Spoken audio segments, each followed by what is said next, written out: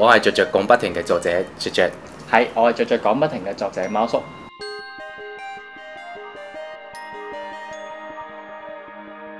我8年前做緊啲咩嘢啊？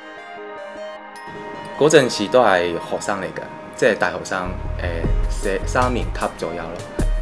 我係讀緊嗰個視覺設計。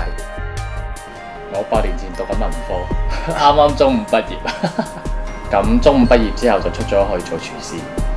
以前好中意食嘢，咁啊廚師嘅興趣，點知興趣當我轉為職業嘅時候，我哋就覺得原來唔可行。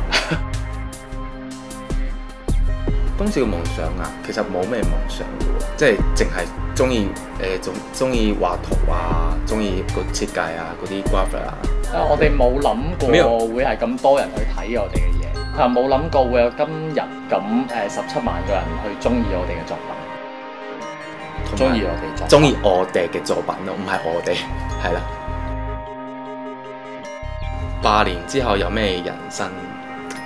即係我覺得其實而家都幾好啊，即係可以留喺香港咁樣，咁都可以喺香港做嘢，其實都 OK 嘅。但係我諗以後都想即係可能再做個出色啲嘅作家咯咁樣。我諗8年後可以因為我哋做插畫家呢件事，推動到香港嘅創意文化產業。呢樣嘢係而家暫時香港我哋覺得比較缺乏，咁我哋做呢樣嘢就係想帶動呢一 Metro Pro 8週年生日快樂！